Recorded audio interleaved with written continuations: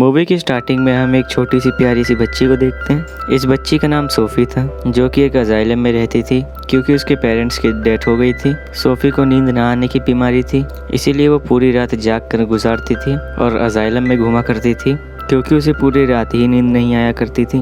और हर बच्चे की तरह उसका भी एक डर था कि एक बाबा जी हैं जो रात के अंधेरे में आते हैं और बच्चों को उठा करके ले जाते हैं और फिर वो इन बच्चों को मार करके खा लेते हैं। एक रात जब सब सो रहे होते हैं तो विंडो के पास से उसे बिल्ली की आवाज़ सुनाई पड़ती है। अब क्योंकि उसे नींद नहीं आ रही थी, इसीलिए वो उसको देखने के लिए बाहर जाती है। वो जब बालकनी में होती है तो देखती है कि कुछ बिल्लियों ने डस्टबिन को गिरा दिया है। फिर सडन हम देखते हैं कि उस बिल्डिंग के पीछे से एक जायंट का हाथ आकर के उस डस्टबिन को उठाता है, उसी जगह पर रख देता है। इसके बाद बिल्डिंग के पीछे से काफ़ी बड़ा जायंट बाहर आता है। सोफ़ी उस जायंट को देख चुकी थी, वो भी सोफ़ी को देख चुका था। वो उसे देखकर डर जाती है और जल्दी से अपने बिस्तर पर चली जाती है, लेकिन वो जायंट विंडो के अंदर से हाथ डाल करके सोफ़ी को उठा लेता है और उसे अपने साथ ले जाता है। हम देखते हैं कि जायंट इंसानों के सामने नहीं आता था और जब उसके रास्ते में कोई इंसान आता था तो वो किसी न किसी तरीके से खुद को छुपा लेता था और फिर वो सबकी नज़रों से बचते हुए वहाँ से निकल जाता है। फिर वो सोफ़ी को भी अपने साथ लेकर दूसरी दुनिया में आ जाता है और ये दुनिया थी जायंट्स की दुनिया, यानी यहाँ पर सिर्फ जायंट्स रहते थे। सोफ़ी देखती है कि ये तो एक काफ़ी बड़ा घर है और वहाँ की हर एक चीज़ जायंट्स की तरह ही बड़ी थी। सोफ़ी वहाँ से भागने की कोशिश करती है, जिस पर वो जायंट कहता है कि यहाँ से भागने का कोई भी रास्ता नहीं है, इसीलिए तुम यहाँ से कहीं भी नहीं जा सकती। ये सुनकर वो डर जाती है। वो नोटिस करती है कि ये एक बूढ़ा जायंट है।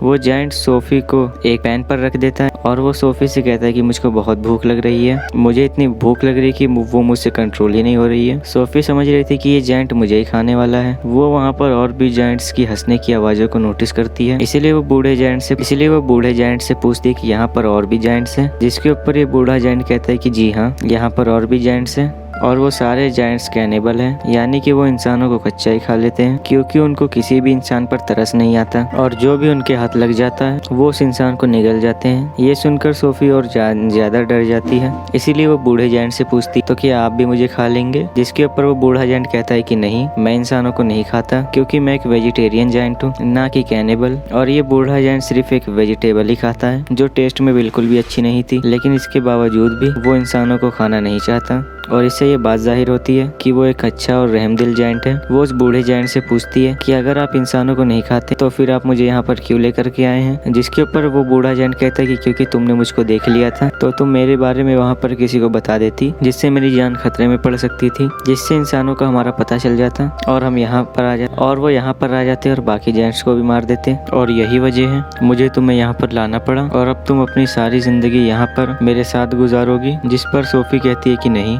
मैं तो यहाँ से भाग जाऊंगी। जिस पर वो बूढ़ा जायंट कहता है कि नहीं, तुम यहाँ से निकलने की गलती भी मत करना वरना बाहर बैठे जायंट्स को तुम्हारे ऊपर तरस भी नहीं आएगा। ये कहकर वो बूढ़ा जायंट सोफ़ी को एक बोट पर रख देता है और उससे कहता है कि तुम थोड़ी देर रेस्ट कर लो क्योंकि सोफ़ी को तो नींद ही नहीं आती थी। फिर वो देखते कि जायंट्स अपने बैग से बड़ी बड़ी बॉटल्स निकाल रहा है। उन बॉटल में कुछ चीज थी जो चमक रही थी। फिर वो उस जायंट से पूछती कि इस बॉटल में क्या है, जिस पर वो जायंट्स कहता है कि इन बॉटल में ड्रीम है, यानी ख्वाब। फिर वो कहती है अच्छा, तो ये फिर मेरे कोई भी काम के नहीं है, जिस पर सोफ़ी को नींद आ जाती है। इसके बाद वो बूढ़ा जायंट एक बॉटल लेता है और उसमें से एक ड्रीम बाहर निकालता है। इतनी ही देर में सोफ़ी की आँख खुल जाती है और वो देखती है कि ये बूढ़ा जायंट अभी सो रहा है, इसीलिए वो मौके का फायदा उठाकर उस घर से बाहर निकल जाती है और वहाँ से भागने की कोशिश करती है और तभी उसे काफी बड़ा जायंट पकड़ लेता है और ये उस बूढ़े जायंट के बदले में बहुत बड़ा जायंट था। सोफ़ी उस जायंट से कहती है कि प्लीज मुझको जाने दो, लेकिन वो जायंट सोफ़ी की एक भी नहीं सुनता और वो उसे निगल जाता है। उसके फौरन बाद सोफ़ी की आँख खुल जाती है। इसका मतलब ये था कि सोफ़ी एक ड्रीम देख रही थी। जगने के बाद वो उस बूढ़े जायंट से पूछती है कि मुझे पता है ये आपने किया है ना, क्योंकि ना तो मुझे नींद आती है और ना ही मुझे ड्रीम्स आते हैं, लेकिन आपने ये जो मुझे ड्रीम दिखाया है ये तो बहुत डरावना था।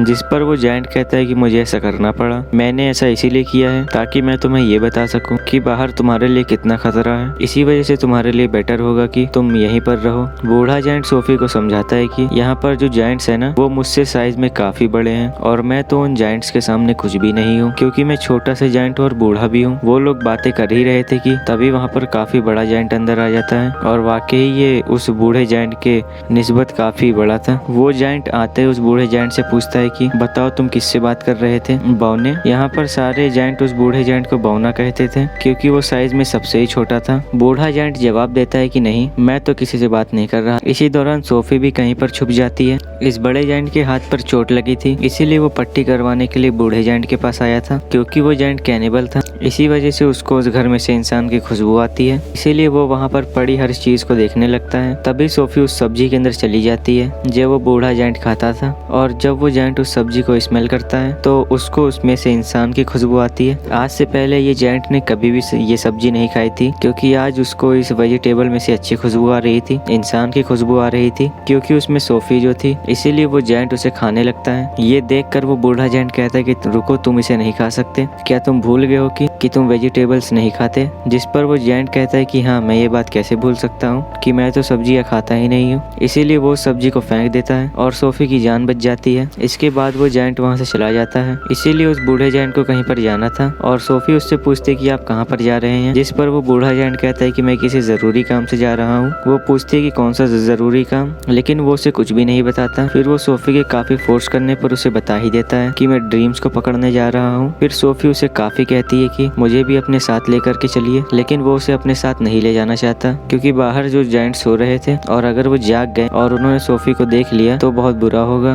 इसी वजह से वो किसी भी किस्म से रिस्क नहीं लेना चाहता। लेकिन सोफी उसे काफी इंसिस्ट करती है। वो सारे जायंट्स गहरी नींद सो रहे हैं, इसीलिए वो दोनों इनके बीच से गुजरना चाहते थे। इतनी ही देर में उन सारे जायंट्स की आंख खुल जाती है और वो बूढ़े जायंट को परेशान करने लग जाते हैं कि बौने, तुम कहाँ पर जा रहे थे? जिस पर वो कहता है कि मैं तो अपने काम पर जा रहा हूँ। जिस पर वो जायंट कहते हैं कि हम नहीं चाहते कि तुम यहाँ से निकलकर बाहर जाओ, इंसानों की दुनिया में जाओ, क्योंकि अगर इंसानों को हमारे बारे में पता चल गया तो हमारी जान खतरे में पड़ जाएगी। वो सारे जायंट उस बूढ़े जायंट को बहुत ज्यादा तंग करते हैं और तभी मौके का फायदा उठाकर और सोफी एक गाड़ी में छुप जाती है। और तभी बूढ़ा जायंट आसमान की ओर इशारा करके कहता है कि वो देखो, और सब देखते हैं कि आसमान पर बादल बने हैं और बारिश होने वाली है। असल में उन सारे जायंट को पानी से बहुत डर लगता था, क्योंकि उन्हें वाटर फोबिया था। और तभी वहाँ पर बारिश होने लगती है और वो सारे जायंट्स जाकर के छुप जाते हैं और मौके का फायदा उठाकर वो दोनों यानी कि बूढ़ा जायंट और सोफी वहाँ से चले जाते हैं। वो लोग माउंटेन्स पर चढ़ने लगते हैं। चलते चलते वो बादलों से भी काफी आगे निकल जाते हैं। सोफी कहती है कि यहाँ से तो ये स्टार्स देखने में बहुत ही प्यारे लग रहे हैं। बूढ़ा जायंट कहता है कि मैं तो इनका म्यूजिक भी सुन सकता हूँ। वो बताता है कि इवन मैं दुनिया की हर चीज की आवाज सुन सकता हूँ। मैं चींटियों की आवाज सुन सकता हूँ, कीड़े मकोड़ों की आवाज सुन सकता हूँ, इवन मैं ट्रीज की कहानियां भी सुन सकता हूँ। मेरे कान इतने तेज है कि मैं दुनिया की हर आवाज को सुन सकता हूँ। ये सुनकर सोफी कहती है कि मुझे तो यकीन नहीं आ रहा आपकी बातों पर। बूढ़ा जायंट कहता है कि यही सच है बेटा, तुम्हें मानना होगा। इसके बाद वो लोग एक लेक के पास पहुंच जाते हैं, जिसके पास एक काफी बड़ा और खूबसूरत ट्री था। बूढ़ा जायंट पानी में कूद जाता है और उसके साथ सोफी भी कूद जाती है। दोनों फिर लेक के दूसरे किनारे पर पहुंच जाते हैं और ये होती है ड्रीम्स की दुनिया, क्योंकि ड्रीम उस ट्री से यहाँ पर कतरों की तरह गिरते हैं और बूढ़ा जायंट इन्हें पकड़ने के लिए यहाँ पर आता है। फिर वो दोनों मिलकर बहुत सारे ड्रीम्स पकड़ लेते हैं। इन ख्वाबों में अच्छे और बुरे दोनों ही ड्रीम्स थे। इन ड्रीम्स को पकड़कर ही फिर ये लोग वापस जाने लगते हैं। ये दोनों अब एक दूसरे के काफी अच्छे फ्रेंड्स बन गए थे और एक दूसरे के साथ काफी खुश थे। बूढ़ा जायंट उसे अपनी दुख भरी कहानी भी सुनाता है कि यहाँ पर सारे जायंट मुझे बौना कहते हैं, लेकिन फिर वो एक बात सोचकर खुश हो जाता है कि मुझे यहाँ पर कोई ऐसा भी मिला था जो मुझे बिग फ्रेंडली जायंट कहता था। ये जिसको सुनकर सोफी कहती है कि तो आज से मैं भी आप बिग फ्रेंडली जायंट यानी कि BFG ही कहूंगी। ये लोग ड्रीम्स पकड़ने के बाद सिटी में घूमते फिरते हैं, जहाँ पर बच्चे अपने घरों में सो रहे होते हैं। बिग फ्रेंडली जायंट यानी BFG नींद में उन्हें बहुत अच्छे ड्रीम्स देता है, ताकि लोगों को उनके ड्रीम्स में उनको काफी खुशियाँ मिल सके। यहाँ पर हम ये जान पाते हैं कि BFG बहुत अच्छे दिल का जायंट है। वो ड्रीम्स की दुनिया से ड्रीम्स लाकर लोगों को देता है, ताकि सोते हुए से ही वो उन लोगों की जिंदगी में खुशियाँ ला सके। सोफी कहती है कि ड्रीम्स के बारे में आपके पेरेंट्स ने बताया था, जिस पर वो जायंट यानी BFG कहता है कि जायंट्स के पेरेंट्स नहीं होते। फिर वो BFG से उसकी एज पूछती है कि आपकी उम्र कितनी है। BFG जवाब देता है कि जितनी उम्र इस दुनिया की है उतनी ही मेरी है, यानी जब से ये दुनिया बनी थी तब से जायंट्स भी बन गए थे, लेकिन ये इस दुनिया में इंसानों से छुपकर रहते थे दीवारों के पीछे। फिर वो दोनों वापस जाने लगते हैं। सोफी अचानक पूछती है कि मेरा ब्लैंकेट कहाँ पर है। असल में सोफी का ब्लैंकेट जायंट्स की दुनिया में ही रह गया था और इस बात की वजह से BFG काफी परेशान हो जाते हैं। इसीलिए वो सोफी को कहते हैं कि अब मैं तुम्हें अपने साथ नहीं ले जा सकता, क्योंकि अब तक उन जायंट्स को पता चल गया हो कि मेरे साथ कोई इंसान भी है। और यहाँ पर BFG सोफी को एक बात बताता है कि बहुत सालों पहले मुझे एक बच्चा मिला था, वो भी इतना ही प्यारा और इनोसेंट था जितने कि तुम हो, और तुम्हारी तरह उसने भी मुझको देख लिया था। इसी वजह से मैं उस बच्चे को भी जायंट्स की दुनिया में ले गया और उसी बच्चे ने मुझको पढ़ना सिखाया। और ये जो जैकेट तुमने पहन रखी है और ये भी मेरे उसी मासूम छोटे से फ्रेंड्स की है, लेकिन इससे पहले मैं उस छोटे से बच्चे को उसकी दुनिया में वापस ले करके आता। काफी देर हो चुकी थी और वो बिल्कुल ही नहीं चाहता कि जो उस बच्चे के साथ हुआ, मेरे उस दोस्त के साथ हुआ है, वो तुम्हारे साथ भी हो, क्योंकि तुम भी तो मेरी दोस्त ही हो ना। इसीलिए वो सोफी को वहीं पर छोड़ करके वहाँ से जाने का फैसला करता है। हालांकि सोफी उन्हें काफी मना करती है यहाँ रुकने पर और उनके साथ जिद करने की और उनके साथ चलने की जिद करती है, लेकिन वो जायंट्स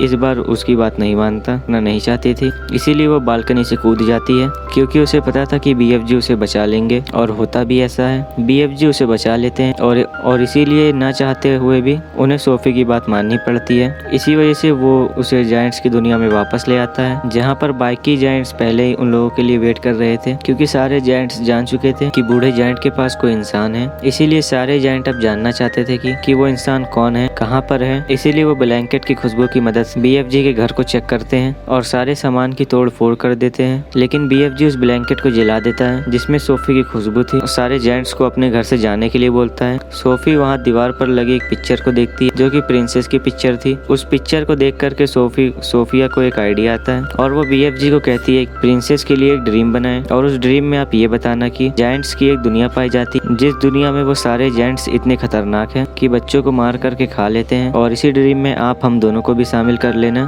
ताकि हम प्रिंसेस के सामने जाएं तो वो हमें पहचान ले। ये सुनकर BFG ऐसा ही करता है और वो जायंट्स की दुनिया में रहने वाले एक सारे जायंट्स का ड्रीम बनाता है। वो उस ड्रीम में खुद को और सोफी को भी डाल देता है और साथ साथ वो सिटी में मिसिंग हुए सारे बच्चों को भी डाल देता है। फिर वो उस ड्रीम को लेकर प्रिंसेस के घर के पास चले जाते हैं और ये प्रिंसेस के नींद में वो ड्रीम डाल देते हैं और प्रिंसेस वो सब कुछ देख लेती है जो ये प्रिंसेस को दिखाना चाहते थे। प्रिंसेस की जब आँख खुलती है तो वो बहुत ज्यादा डरी हुई होती है क्योंकि ये एक डरावना ड्रीम था, क्योंकि जायंट्स बच्चों को खा रहे थे। प्रिंसेस इस ड्रीम के बारे में अपने केयर टेकर को भी बताती है, जिस पर वो केयर टेकर कहती है कि आप फिक्र मत कीजिए, ये आपका सिर्फ एक डरावना ड्रीम है। लेकिन जब वो न्यूज़पेपर पढ़ती है कि ये तो बहुत अजीब बात हो गई, क्योंकि कल रात बहुत सारे बच्चे मिसिंग हो गए थे अपने अपने घरों से और ये सेम वैसा ही हुआ है जैसा आपने ड्रीम देखा।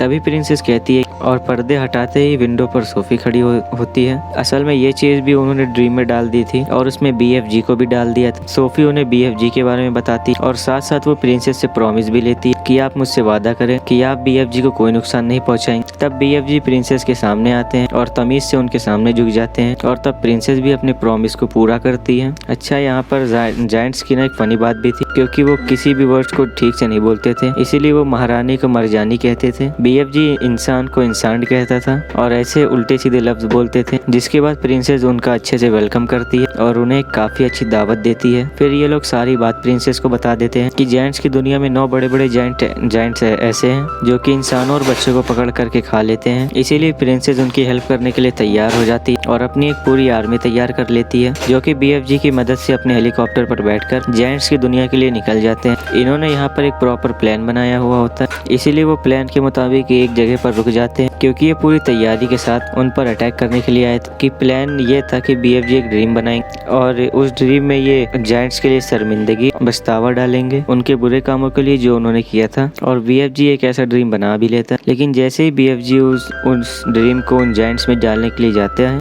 तब उन्हें याद आता है कि ड्रीम डालने वाली चीज मैं उन प्रिंसेस के महल में ही छोड़ आया और उस चीज के बगैर ये करना बहुत रिस्की था, क्योंकि उन जायंट्स के पास जाना था। लेकिन सोफी हिम्मत करके उस ड्रीम वाले जार को उस जगह पर लेकर के चली जाती है जहाँ पर वो जायंट्स सो रहे थे। इससे पहले कि सोफी उस जार को तोड़ पाती, उन जायंट्स का लीडर उठ जाता है और वो जैसे ही सोफी को पकड़ने वाला होता है, सोफी उस जार को तोड़ देती है और ये ड्रीम्स उन जायंट की नींद में चले जाते हैं जो भी सो रहे थे। और जब वो जायंट जागते हैं उनको अपने बुरे काम पर शर्मिंदगी होती है, लेकिन जो जायंट्स का लीडर वो तो जाग रहा था, इसीलिए उसको कोई भी बछतावा और शर्मिंदगी नहीं होती। इसीलिए वो सोफी पर अटैक कर देता है और तभी BFG उन जायंट के सामने आ जाता है। क्योंकि BFG बहुत छोटे थे, इसीलिए वो जायंट अपने हाथ में उन्हें उठा लेता है। लेकिन जैसे ही वो BFG को मारने लगता है, प्रिंसेस की पूरी आर्मी हेलीकॉप्टर्स के साथ वहाँ पर आ जाती है और वो लोग सारे जायंट्स को पकड़कर अपने साथ ले जाते हैं। उन्हें समुंदर के बीच में एक आइलैंड पर छोड़ दिया जाता है, क्योंकि अब इनके चारों तरफ पानी था और ये तो पानी से डरते थे और इसीलिए वो वहाँ से भाग तो सकते नहीं थे और इसीलिए अब वो हमेशा के लिए यहाँ पर फंस गए हैं। प्रिंसेस उन जायंट्स के लिए वहाँ पर सब्जी के बीज भी फेंक देती है